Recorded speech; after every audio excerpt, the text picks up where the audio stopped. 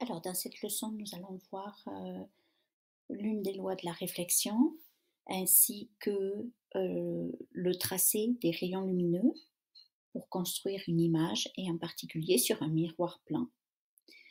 Donc, on va définir tout d'abord le miroir, donc, et une direction qui s'appelle la normale, qui est ici tracée en pointillé, qui est la perpendiculaire au miroir en un point.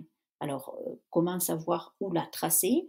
Bien, on va toujours vous donner un rayon lumineux et le point auquel le rayon touche le miroir, à partir de ce point-là, vous allez tracer la normale ici.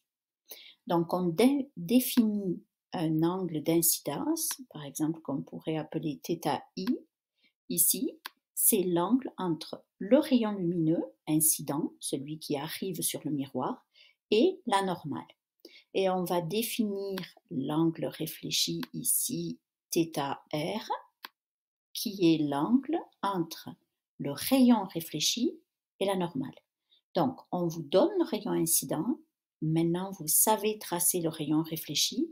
Il vous suffit de tracer la normale et ensuite de reporter le même angle. θi est égal à θr. C'est ce qu'on vous dit ici dans cette égalité. Donc, à partir de ce rayon, vous pouvez tracer le rayon réfléchi.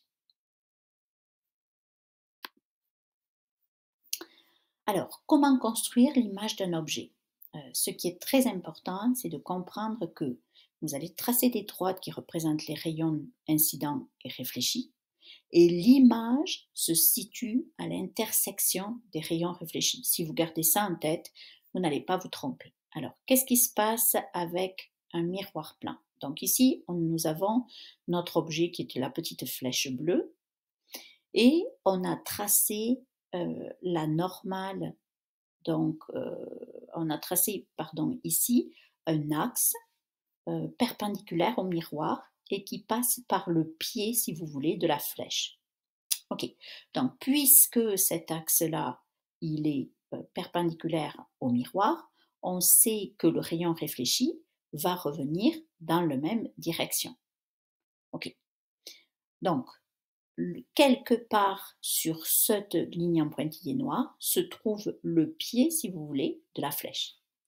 Ensuite, qu'est-ce qu'on va prendre? On va prendre différents rayons lumineux qui passent par le sommet de la flèche et on va tracer des rayons réfléchis. Donc, prenons un rayon lumineux qui est perpendiculaire, qui passe par la pointe de la flèche et qui est perpendiculaire au miroir. On vient de dire ici, donc l'angle d'incidence est égal à 0 puisque c'est la normale. Donc, le rayon réfléchi va repartir dans le même sens. OK. Traçons un autre rayon lumineux qui fait un certain angle. OK. Donc, vous prenez le sommet de la flèche et vous allez tracer un rayon lumineux qui passe par le sommet de la flèche et puis ici, le point d'intersection entre le miroir et cet axe en pointillé noir qui passait par le bas de la flèche. Ok, donc ce rayon lumineux-là, il fait un certain angle d'incidence et vous allez tracer sa réflexion en sachant que c'est le même angle que vous allez trouver ici. Donc, vous tracez le rayon réfléchi. Et là, on s'arrête 2 secondes et qu'est-ce qu'on voit?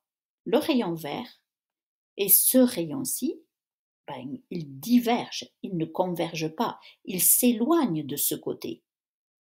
Ok, donc on va tracer de l'autre côté du miroir le rayon réfléchi qui les poursuit. Ok, donc on va tracer la fin de cette droite du rayon réfléchi ici à l'arrière du miroir en pointillé. Pareil pour le vert. Et à l'arrière du miroir, ces 2 rayons, violet et vert, convergent. Ça veut dire qu'ils vont avoir une intersection. Et cette intersection, c'est l'image du sommet de la flèche. Donc maintenant, on sait que le pied de la flèche se trouve quelque part ici. Le sommet se trouve exactement là. Il n'y a aucune raison pour que l'image soit distordue. Donc, nous avons ici notre image qui est la flèche en pointillé. Alors, ce côté, c'est le côté réel. Ce côté à l'arrière du miroir est virtuel parce qu'il n'y a pas de possibilité.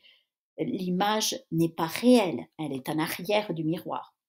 Donc, l'image est virtuelle, elle se trouve, on le voit là, à la même distance que l'objet du miroir, elle est droite et elle a la même taille que l'objet.